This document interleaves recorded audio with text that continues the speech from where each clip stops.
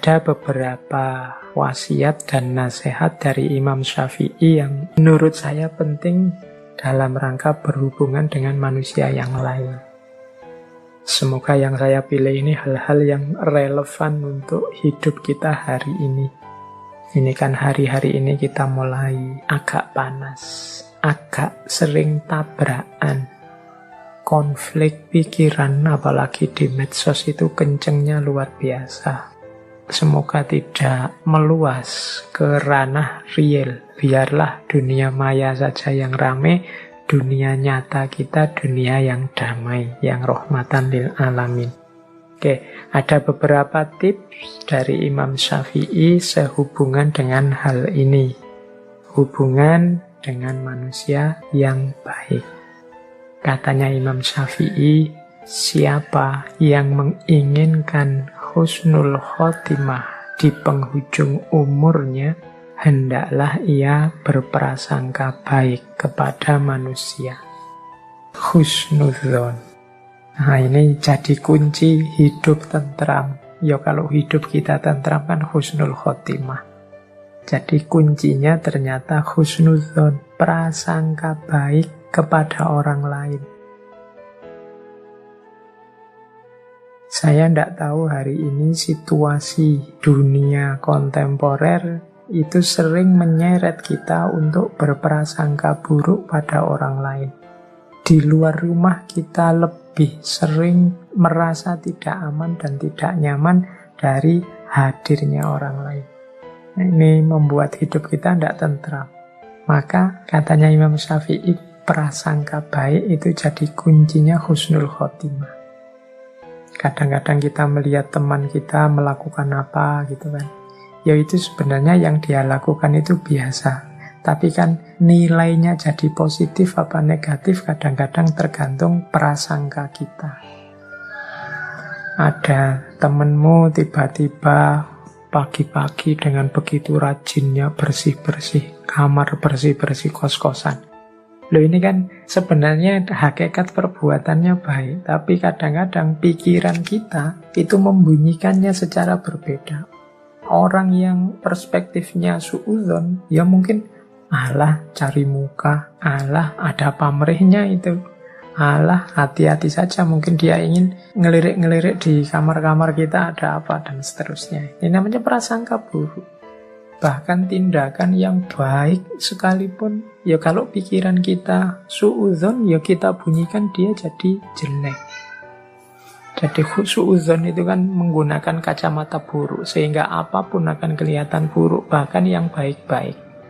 Ada temenmu tiba-tiba rajin ke masjid, ya engkau melihatnya ala pencitraan, alah itu tobat yang terlambat itu, alah macam-macam. Jadi begitu kacamata yang kita pakai adalah kacamata kebencian, kacamata suudzon, maka apapun yang terlihat akan berbunyi buruk dan layak kita benci.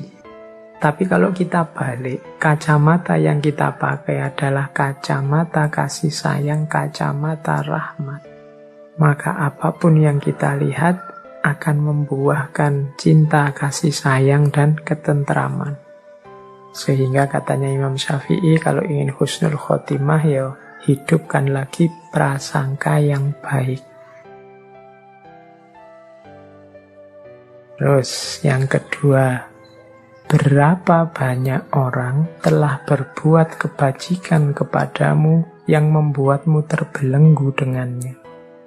Dan berapa banyak orang yang memperlakukanmu dengan kasar dan ia memberi kebebasan kepadamu?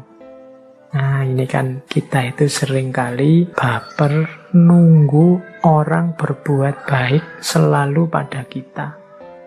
Begitu ada orang melakukan hal yang kita tidak suka, yang kita anggap tidak baik, maka naiklah emosi kita, tersinggunglah kita.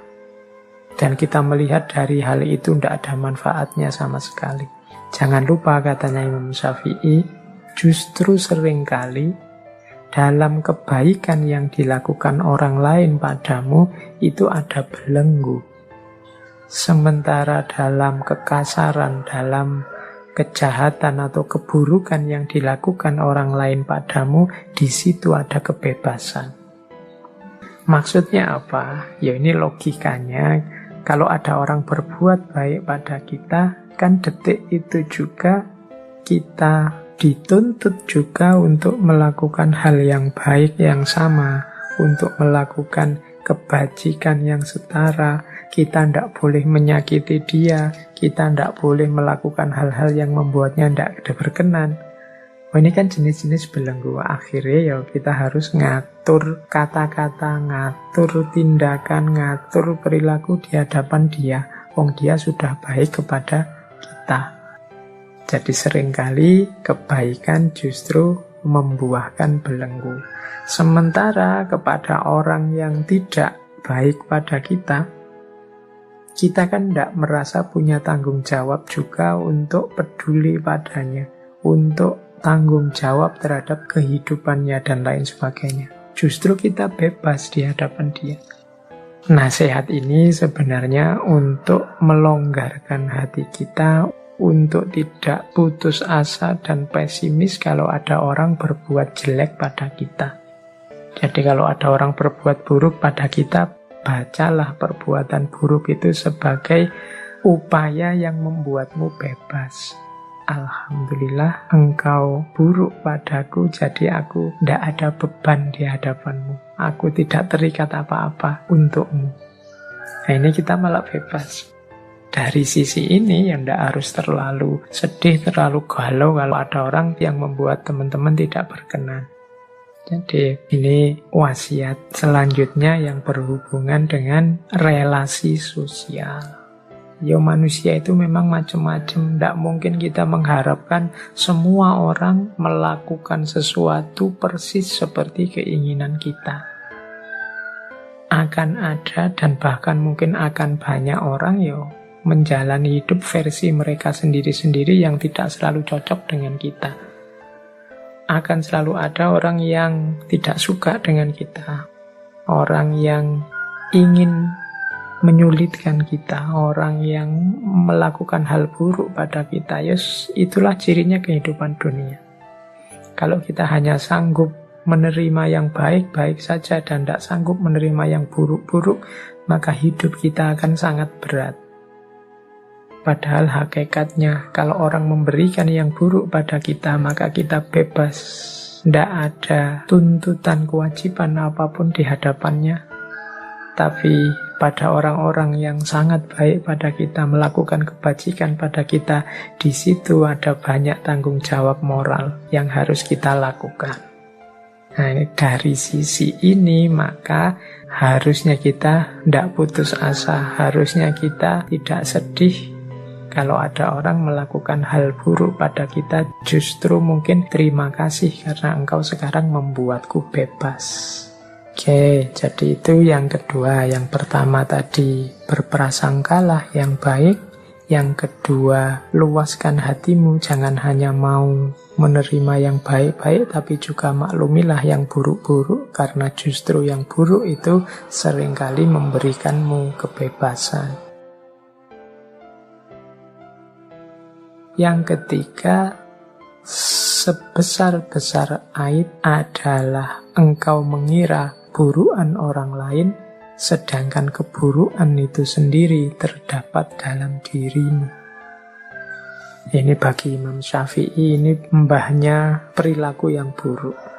Manusia itu memang makhluk khotok wan nisyan, kadang-kadang terpeleset melakukan yang buruk. Tapi yang lebih buruk dari itu apa? Menganggap orang lain buruk. Padahal keburukan yang sama ada dalam dirinya sendiri.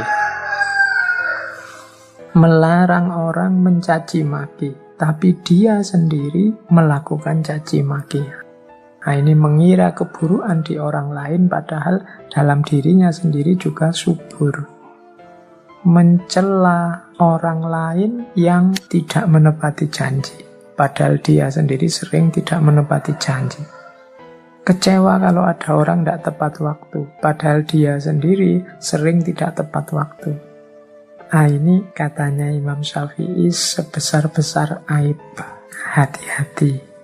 Oh, ini kalau kita menasehati orang untuk tidak melakukan keburukan, padahal keburukan itu kita lakukan juga ya.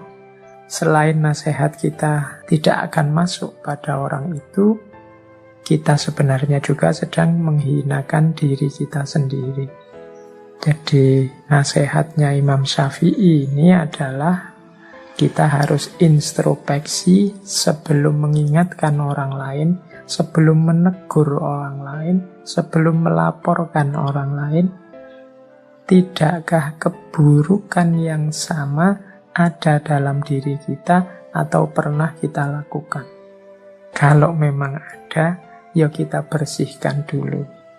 Karena lebih penting bersih-bersih rumah sendiri daripada rumah tetangga. Kalau rumahnya sendiri kotor, ya kita tidak akan sehat. Oke, demikian juga hubungan dengan orang lain.